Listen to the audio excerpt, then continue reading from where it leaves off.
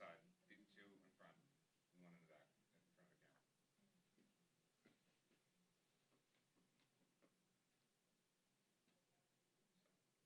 we're gonna have a lot of people trying to get in here, so probably like minute and a half, then move. Yeah, I'll like.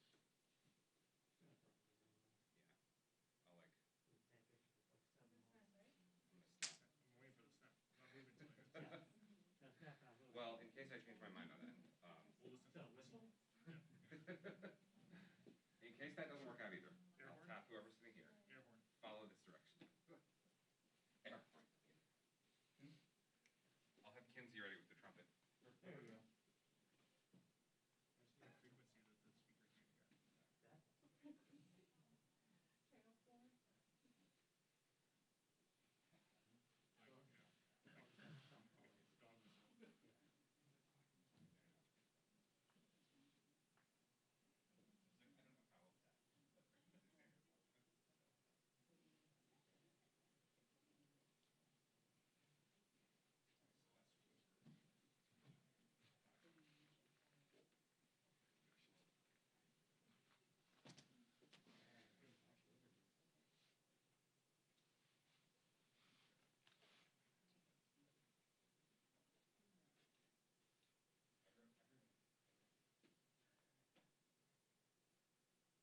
How is your house being?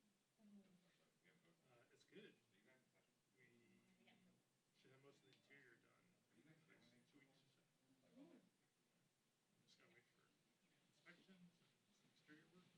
Not much change for you guys. Never done. We got Kitchen stuff like that. They already did like the initial paint. And now they got the cabinets are in. They got to finish the tile work, countertops, floors, second paint. Will you kids change the school district? They will leave. Went to a school district that looks marginally better than DCS. Probably, yeah. We'll see. I feel they didn't have anything else planned for that. Tell them to cancel.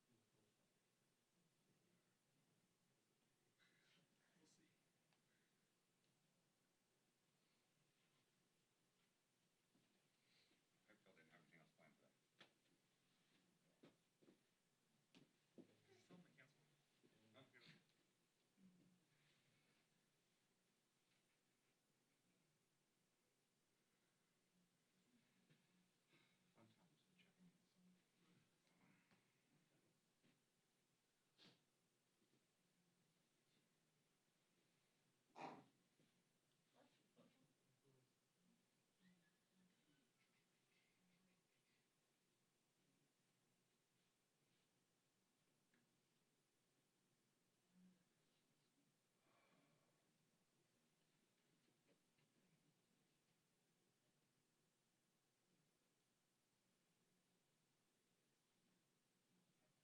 Sometimes checking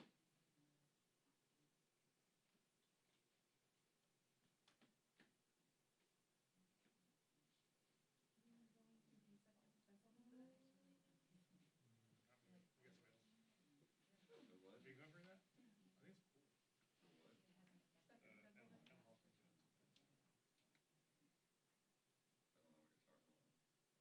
Probably full.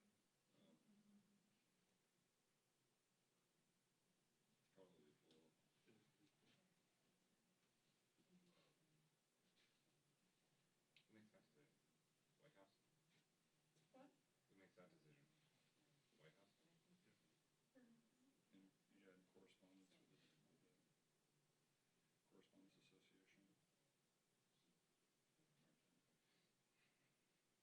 pecking order of the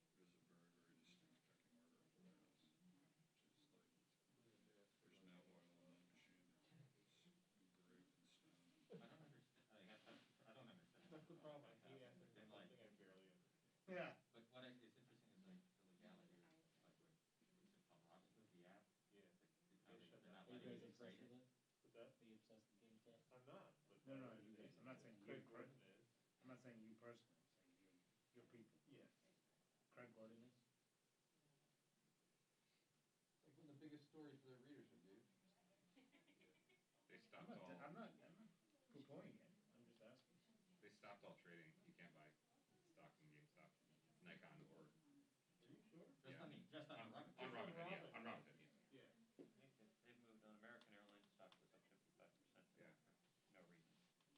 Well, they They just like, closed that Reddit Wall Street Bet. well, they're opening other ones. Oh, they are? Yeah, so they're opening other Reddit pages, and like last night the big thing was Nikon, not Nikon. Yeah, it was Nikon. Yeah. People are gonna lose their shirts on this, though. Yeah. Ordinary people. Were they gonna get it like, it's out like it? I'm just fascinated in trying to just like better understand it from like an investment. I don't, you know, but it's fascinating, like fairly initially organic online.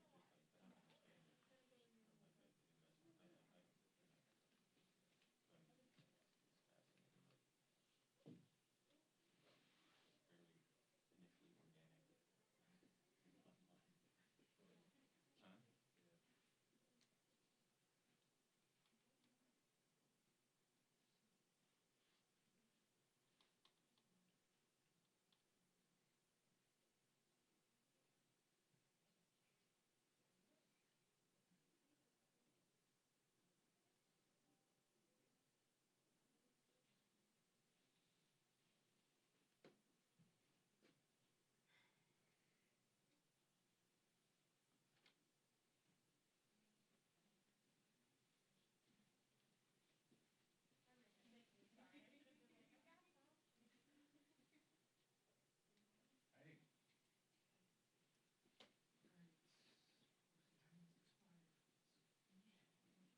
No, this is, we are right in the middle of it. I saw the first episode, the second one I recorded, it's I only think two, when you right? get to No, minute it's just one 16, movie. it's like Yeah, but it's two different, losing time plus. Oh, really? wait, on that, oh, Like wait, what are we HBO talking Max? about? White Tiger on that. Oh, White Tiger, I think you're talking about the Tiger, No. documentary No, on HBO, No. which is pretty awesome. No, this is a really good one on India. I watched it last Oh, night. really? It's haunting me, yeah. Oh, really? Yeah, I What read is the it? book like 10 years ago. It's like about this like entrepreneur who actually is a murderer, so he's like an anti-hero in a way. But it's really good. Is it really? It's shot in Delhi and Bangalore. When was it? Oh, in Bangalore, yeah. Yeah, It's my family's from. yeah. It's haunting. It's like I keep thinking about all this. When did it come out? I think like the 21st, the last week maybe. Oh, it just came out? Yeah, it just came out. Ah, Really good. oh, I wanna watch that. Yeah, for sure. I think you're talking about the Tiger Woods documentary, yeah. Oh no. Was that good though? Yeah. Did you see that, Jake? What? The Tiger Woods No, documentary? but I read the book. And the book just came out. It was by I can't remember who it was by. I'm gonna watch it. Have you seen it? I only saw I saw the first episode. Is it good? Yeah, it's really good. I think the first one's out there, right? Huh? Nice day on that. What's that? The second episode's went out. Think about it. No, it is. Yeah. I think it's only 2 parts. It is. It's only 2 parts. I haven't seen it yet. Does it actually take it? Of course, the Tiger people are like dumping all over it. Of course. Yeah, he didn't I was there on say Saturday. twice in I that. I didn't see mean, much. he doesn't necessarily paint him as the saint. Nothing. I was there for like 11 hours. Yeah. It's gonna be like 5 minutes. It's a lot. You learn a lot about I Earl. would almost rather do Is that right? Yeah. I mean, I did. I double check if there was lots of other previous years. Who also was the saint? I honestly,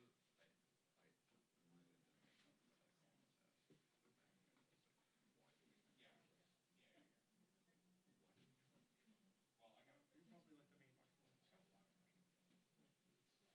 really didn't make nothing of that Columbus has. Why do we You're probably like the main marshal in South Florida. It's like the main police system. They ain't even gonna be able to get. They're not even gonna be able to get us from the. It's like, yeah, it's a smaller group of like their leaders that would march. But you can't get anywhere near here. Exactly, it's like. So where are they gonna march? I agree, but just thinking about tomorrow, It's a lot of they can't actually march a final constitution, There's signs. and they can't go to Signs first. all the time. Yeah, they get a lot of. They actually do get The a lot signs of in front of views. you. Even though it's like, Over the course of the year, they get lost. Anytime there's any story about anything. But they're not gonna be able to get there. So like, where are they gonna work? The back of the school board? Speakers in round. Hopefully I don't have to do it. I'm just not gonna speak. If I was in church, I would be one of the I got a lot of work to do, but I'm not. I would nix. Well, in theory, the march for life, but it's gonna be a lot smaller. I don't even know what it'll be. Sure, it would. I guess it would creepy with all the, fences and all, but like. Pictures of fetuses. Well, normally they walk from, like,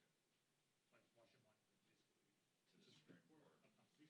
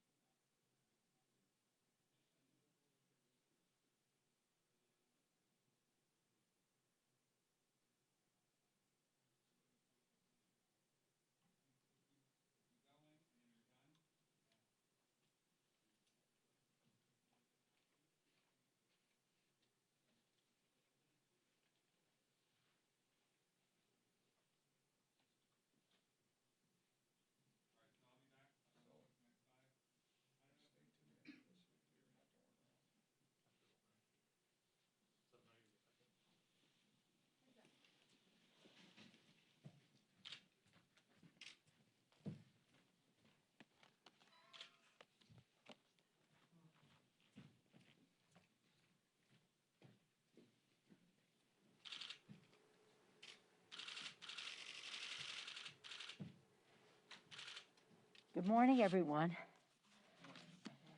This month of January is a month of memorable Wednesdays, as you know. On January 6th, Wednesday, January 6th, our nation witnessed one of the worst assaults on our democracy and our Constitution in the history of the Republic. The following Wednesday, the House impeached Donald Trump for inciting the insurrection that week before. In just 1 week, he was impeached. And the Wednesday after that, Joe Biden and Kamala Harris were inaugurated as the President and Vice President of the United States. History making in so many respects. Yesterday on Wednesday, we celebrated the 1 week since the inauguration. In that 1 week, President Biden, starting on day one, President Biden and Vice President Harris have driven a bold agenda for progress and for justice, issuing transformative executive actions ranging from crushing the coronavirus, equity, racial equity in so many ways, and again, addressing the climate crisis. Legislatively, those are executive orders. Legislatively, we have been working, and I'm very proud of our committees who are diligently working on the coronavirus release legislation as a basis for reconciliation, should that be needed. We will pass a reconciliation bill under leadership in our House of John Yarmouth, Mr. Sanders in the Senate. We'll pass a reconciliation bill if we need it. We would hope that we would have bipartisan cooperation to meet the needs of the American people in terms of their health, in terms of distribution in an equitable way of the vaccine, continue with testing, tracing, treatment, etc., but also to meet their economic needs.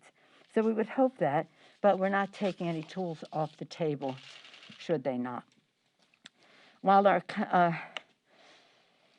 committees are advancing this reconciliation legislation, at the same time the executive actions continue. Today's executive action will open up the ACA's enrollment period and take additional steps to expand health care. We're very excited about that because, of course, we're in the middle of a pandemic, and we see this as a matter of life and death. Very different from the Trump administration, who fought the Affordable Care Act, still don't have the verdict from this Supreme Court to destroy the lifeline for affordable, quality health care for all Americans. So we're very excited about that particular health care initiative today, in addition to the others that the President has put forth in relationship to the coronavirus. Again, we are preparing for the impeachment. Well, we have impeached the President, but we're preparing for the case. I'm very proud of our managers, led by Jamie Raskin, our distinguished array of managers, working very hard. They continue to prepare for a trial before 100 jurors, members of the United States Senate. This trial is about the protection of the Constitution and the preservation of our republic. We will insist upon the integrity and fairness of the proceedings, recognizing the role that the Senate plays in all of this. No one is above the law, not even a president of the United States, and Trump must be tried and convicted to ensure that no future president will ever think it's okay to incite insurrection, to stop the ascertainment of who the next president of the United States will be by falsely inflaming people falsely about the outcome of the election. In that regard, in terms of security, which is what we do, protect and defend the Constitution, security, protecting the American people, our very first responsibility.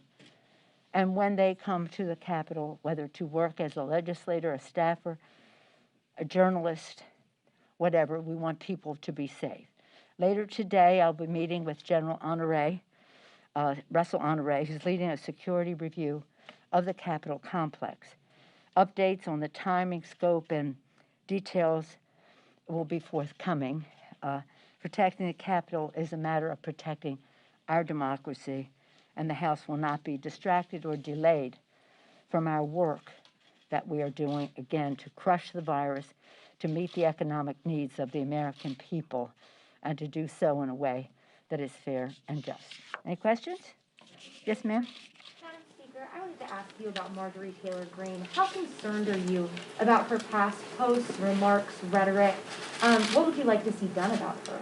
What I'm concerned about is the Republican leadership in the House of Representatives, who is willing to overlook, ignore those statements, assigning her to the Education Committee when she has mocked the killing of little children at Sandy Hook Elementary School, when she has mocked the killing of teenagers in high school at the Marjorie Stoneman Douglas High School.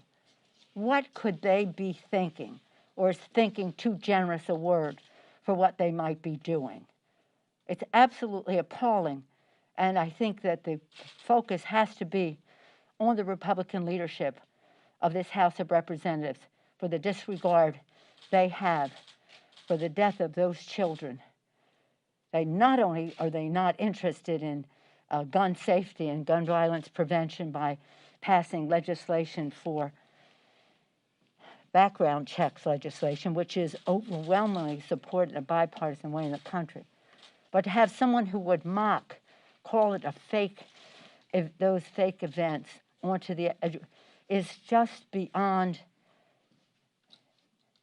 It's just beyond any understanding of any regard that the House Republicans would have for the House of Representatives, for the Congress of the United States, and for the heartbreak of the families in Sandy Hook and at Marjorie Stoneman High School. It really, at Marjorie Stoneman Douglas High School, it's really beyond the pale. You're just going to have to ask them why they thought that raised itself to the level of something appropriate to do in the Congress of the United States. Yes, sir. Just a point of clarity on the stimulus. Are you going to bring a budget resolution next week to the House floor Yes. to start that? Yes. We're going to bring a budget resolution to the floor next week, and then it will send it over to the Senate. Then if they change it, then we'll take it back and address it by the end of the week. We will be finished with the budget resolution, which will be about reconciliation, if needed. I hope we don't need it, but if needed, we will have it. And one more question. Does Congress have any role in this GameStop stock manipulation issue that's going on Wall Street right now? Well, I understand. Interesting, isn't it? I understand that the administration is taking a look. The SEC is taking a look at what that is. But we'll all be reviewing it. But interesting. It's interesting, yeah. A completely different. You had two questions. That was not considered a follow-up, would you say? Yes, sir. Just to follow on security, you've had 30-plus members of the House send you and the Minority Leader a letter asking for more money for security. You have members who are worried about not only their safety at the Capitol, but when they go back to their home districts. Yeah. You have a member who has talked about executing you. You've had a security bulletin yesterday from DHS about ongoing domestic violence threats. What are you saying to your members about protecting themselves, and what can be done for them to feel safe? Well, first of all, I appreciate the letter from the members, but most of the questions, the items on their list have already been done. Perhaps they were not aware, and I take responsibility for them not being aware in terms of use of their MRA funds and some of the other issues that are in there. Today, when I meet with General Honore, he is looking at members here, members at home, and in between. So we want to have a scientific approach to how we protect members. I do believe, and I have said this all along, that we will probably need a supplemental for more security for members when the enemy is within the House of Representatives, a threat that members are concerned about in addition to what is happening outside. But I think that, again, what's in that letter, it's just a matter of communicating to them. That has been done, the MRA, the rest of that. I do think, though, that while it's appropriate that they use their MRA for their security, they shouldn't have to, because that money is there for them to meet the needs of their constituents. In the meantime, to protect themselves and their constituents when they communicate with them, that is confidential, private, and not provocative, but then also for us to have, and that's what we'll be looking at, recommendations from General Honore. We'll have some interim report today, and then he'll continue his work as we go forward. But it's very important. You've been the subject of threats that comes with the job of being Speaker. Many of your members, not necessarily. Some of them feel like they're targets now. What do you say to your caucus, to your fellow House members? Well, what we're saying is that we're going to approach it in a way that will truly protect them, that the issues they raised in their letter have by and large been in effect. So they may be relieved to hear that. They'll be hearing also from the Sergeant at Arms today, who will, and you'll see his letter talking about how their protection is further enhanced by certain initiatives that were taken. And as I said, General Honore is looking to see what really will work in terms of their service here, their service home, their transportation in between. But I call to your attention the Sergeant at Arms letter because it'll be more specific about air marshals, etc. But this is very, very important. It shouldn't be that not only is the President of the United States inciting an insurrection, but keeps fanning the flame, endangering the security of members of Congress, to the point that they're even concerned about members in the House of Representatives being a danger to them. What exactly did you mean when you said that the enemy is within? What exactly did you mean by that? It means that we have members of Congress who want to bring guns on the floor and have threatened violence on other members of Congress. Yes, sir. Madam Speaker, do you believe that the president can get a fair and complete trial that lasts only 1 week? Of course, and that's what our system is about. I don't know how long it will take. It depends on the response that he will make, but it will be a fair trial and respectful of the role that the Senate plays now that it goes over to there. Yeah, I do. Yes, sir. Madam Speaker, on LGBTQ issues, the President campaigned on signing the Equality Act into law within his first 100 days in office. When will you hold a vote on the legislation? I thank you for that question. This is such an exciting piece of legislation for us. We passed it in the last Congress, no success in the Senate, went to Mitch McConnell's graveyard, the Grim Reaper. But I'm optimistic about it because I do think we will get strong bipartisan support in the House and in the Senate.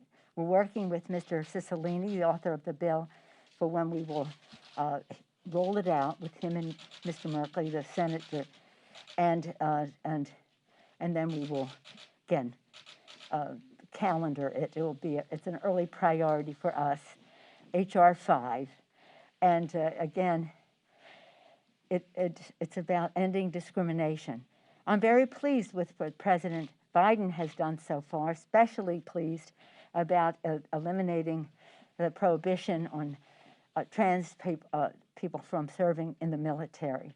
That, too, I think, was a triumph for decency and justice in our country. But some other initiatives that he took about contracting and this or that, it's really... It's amazing that we would even have to do such things, but we're particularly proud of the Equality Act because it's so comprehensive. And again, ending discrimination in the workplace and in every other aspect of life not only is good for the LGBTQ community, for our whole society, but also for the businesses that want the very best. They should be hiring without any concern of complaint about the diversity that they are introducing into their. That's why we think we'll have strong bipartisan support. We think the business community will help us in the Senate. Yeah, one more. Yes, What else, sir. Judge? No, sir, I said. Sir? Thank you, madam. Yes, sir. Do you believe that, you say reconciliation is a backstop, that you'd rather have a bipartisan bill? Yes, always. But it sounds like you're not optimistic that that will happen. Is that a correct? Well, we have to be ready. I do think that we have more leverage getting cooperation on the other side if they know we have an alternative as well.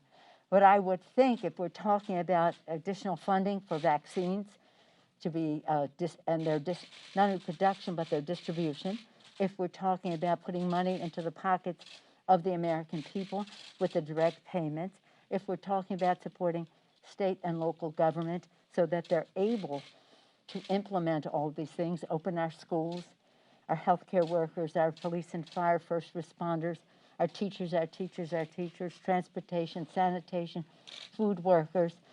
I would hope that the Republicans would be supportive of that. Many of the localities that will benefit have Republican mayors and Republican county executives. So I would hope that we would be able to do it in a bipartisan way. And again, I've said if there's an argument that needs to be made to people that we need more funding for the vaccines, more distribution resources, more of the vials and syringes and all that make it happen, I think many of the Republicans would be supportive of that, and I hope so. But we cannot not have it happen. We have to act, and that is why I said we want it to be bipartisan always, but we can't surrender if they're not going to be doing that. Instead, we will pass it. Thank you all very much. Green be expelled from the House. Madam Speaker, do you think she should be expelled? Should Vice President Mike Pence come testify?